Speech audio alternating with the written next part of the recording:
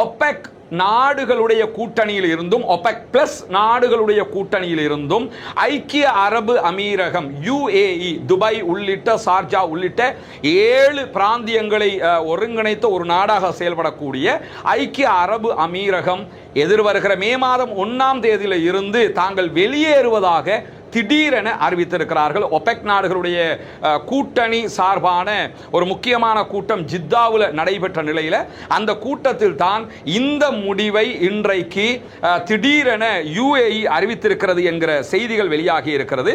அதற்கான மிக முக்கியமான காரணங்கள் பலவும் இருக்கிறது. குறிப்பாக ஹொர்முஸ் ஜலசந்தியில் பிசினஸ் பண்ண முடியாமல் இருக்குது, எந்த ஒரு கப்பலும் நகர முடியாமல் இருக்கிறது.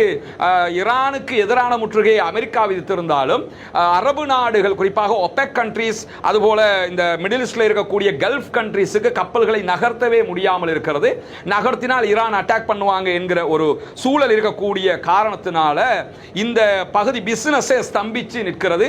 உலகின் 5இல் 1 பகுதி கச்சா எண்ணெய் பிசினஸே இந்த பகுதிகளில் தான் நடக்கிறது என்பது நமக்கெல்லாம் தெரியும். இப்படியான ஒரு சூழல் இருக்கக்கூடிய நேரத்தில் அமெரிக்க அதிபர் டொனால்ட் ட்ரம்ப் என்ன பண்றாருன்னு கேட்டா, எங்களுக்கு நாங்கள் நடத்தின இந்த யுத்தத்தில் ரொம்ப இழப்பு ஏற்பட்டிருக்கிறது, நஷ்டப்பட்டிருக்கிறோம், இந்த நஷ்டங்களை எல்லாம் அரபு நாடுகள் தான் எங்களுக்கு தரணும் அப்படின்னு வேற சொல்றாரு.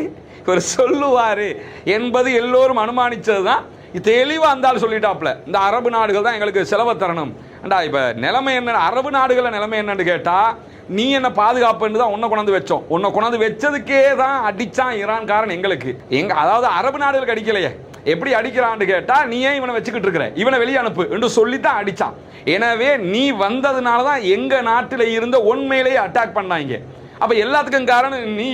ஆனா இப்ப அமெரிக்காக்காரன் என்ன சொல்றான்னு கேட்டா, ஆமா உங்களை பாதுகாக்கத்தானே நாங்க வந்தோம், அதனால தான் எங்களுக்கு அடி விழுந்துச்சு, எங்களுக்கு எவ்வளவு நஷ்டம் வந்திருக்குது, இதற்கெல்லாம் பணத்தை நீங்க தான் தரணும் என்று சொல்லி அரபு நாடுகளிடத்தில் வசூல் பண்ணுவதற்கு தயாராகிவிட்டார் அமெரிக்க அதிபர் டொனால்ட் ட்ரம்ப். இதை தாண்டி அவர் என்ன சொல்றாருன்னு கேட்டா, இந்த ஒப்பெக்கை உடைக்கிற ஒரு வேலையை அவரும் ஜியோனிஸ்டுகளும் இணைந்துதான் பண்ணுகிறார்கள் என்பது வெளிப்படையானது. இன்றைக்கு UAE நாங்க ஒபெக்ல இருந்து வெளியே போறோம் என்று சொல்லி இருக்கிறாங்க. அதே நேரத்தில் அமெரிக்க அதிபர் டொனால்ட் ட்ரம்ப் என்ன சொல்றாருன்னு கேட்டா, ஒபெக் கண்ட்ரீஸ் மனசாட்சி இல்லாம விலைகளை திணித்துக் கொண்டிருக்கிறார்கள். ஏன்னா ஒபெக் தான் உலகத்தில் இந்த பெட்ரோல் விலையை நிர்ணயிச்சுக்கிட்டு இருக்கிறாங்க. குறிப்பாக சவுதி அரேபியா தான் அதுல பெரிய அண்ணனாக இருந்து கொண்டிருக்கிறது. ஒபெக்ல 11 நாடுகள் வருவாங்க, UAE உள்ளிட்ட. அதை தாண்டி இன்னும் 10 நாடுகளை இணைத்துக் கொண்டு, ரஷ்யா உள்ளிட்ட இன்னும் 10 நாடுகளை இணைத்துக் கொண்டு ஒபெக் பிளஸ் என்கிற கண்ட்ரீஸும் உருவாக்கப்பட்டிருக்கிறது, ஒரு கூட்டமைப்பும் உருவாக்கப்பட்டிருக்கிறது. இந்த சூழல்ல தான் ஒபெக் பிளஸ் ரெண்டுல இருந்துமே நாங்க வெளியே போறோம்னு சொல்லி UAE அறிவிச்சிருக்காங்க.